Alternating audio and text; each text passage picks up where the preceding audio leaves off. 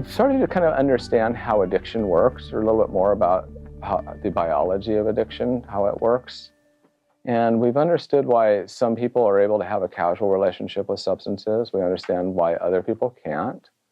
We understand, hopefully at this point, that this is biology, and it's actually all adaptive biology. It's something we all share, addicts and non-addicts alike, share the physiology and the biology behind this particular disorder. It's chronic in nature. Treatment is best seen as would be seen with any chronic condition, stabilization and then maintenance. And that there's certain things that we need to be taking into consideration, like reality testing. Like, if this has the capacity to distort reality and make me think something's a good idea when it really isn't, hearing other people who maybe are like me talk about the kinds of choices that work out for them and the choices that don't work out for them on a regular basis, maybe while I'm having one of those ideas, could be incredibly helpful. So reality testing is generally a good part of a good long-term treatment for this particular chronic disorder.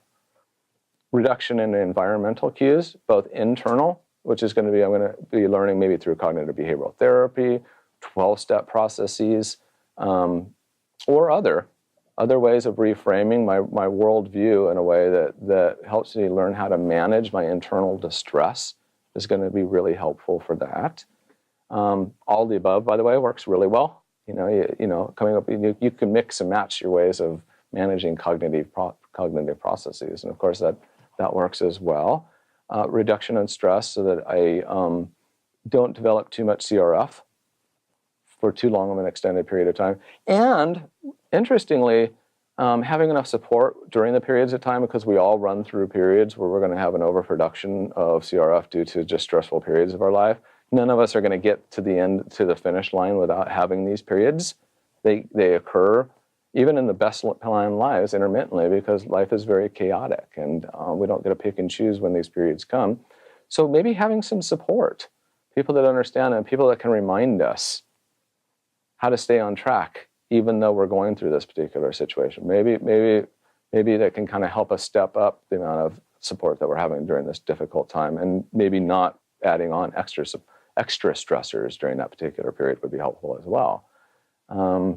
Supportive family members, even who don't get it, but still like maybe appreciate the changes that they see and find them valuable. And reality testing, ongoing reality testing, because if I have the ability to what I call the crowning jewel, the ability to distort reality, I need my reality tested from time to time, and that's best done through other people who understand how I distort reality. I'm going to need people that get how my head can go from A to Z without ever going through the rest of the letters of the alphabet and having that make sense. I kind of am going to need some of those people in my life to help me do that ideally. There's certainly different ways of doing this. Hopefully someday even we're going to even see this as a long-term medical chronic condition that gets managed medically like a chronic condition, not like let's just throw them in treatment, manage the acute crises, and toss them out there on their own. Fortunately, people with this condition have been banding out together for years, and they're finding more and more creative ways of doing that to manage their own chronic nature of this particular condition. So many people have managed to do that despite the absence of the medical society and society basically seeing value in that. But hopefully someday we would be able to get additional support to manage it for what it is. But their experience is different than yours, it just is, and so that's why this looks different. And they're not lying because you don't matter to them. The reality is, if they're in your life, you probably matter more than you will ever know, and they experience more shame about that than you could possibly ever imagine. They don't have any choice. They have to make their world make sense, or else they'll go crazy and cease to function. They have to do that. And it's not out of will. It's out of biology. It is adaptive. In sobriety, in what we might call in remission, as we would call it in other disorders, people eventually do develop the capacity to have a different kind of grasp on reality. Eventually, their personality, their worldview starts to become less driven by all of the things, structures that they had to include in order to make sense out of their world, which has to include substances and has to include certain kinds of ways of being, has to include certain kind of people, etc. Those structures that held their world together. Eventually, they find that they're not necessary. But like changing who you are, how you fit into the world, what's important and what isn't something people do overnight very easily. And yet, that's what we're asking of your loved ones, the people that are in recovery. We're actually asking them to rethink who they are, how they fit into the world, and change it. It's a process. People don't come into treatment, for the most part, wanting to do that. Most people that come into treatment are trying to get out of trouble, frankly, when it boils right down to it. The only exception to that we generally see is somebody that's been through more than one treatment episode.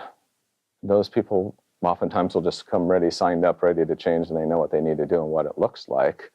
But people that haven't experienced that, they just want icky bad stuff to stop happening. They want to wake up from this really bad dream, and they feel guilty, and they want you to feel better. And so getting to a place where they've challenged everything that they know about the world, who they are and how they fit into it, and have adopted enough new structures in order to start moving forward, intact enough to kind of make sense out of it, is something that unfolds over weeks and months, and in some cases even years, really. It's really reinventing oneself. And I call addiction, early recovery, this acute phase, an identity crisis, because it really, really is. And people that successfully navigate through this identity crisis really, to some degree, have to reinvent themselves. And so if they're not moving fast enough for you, try to understand that.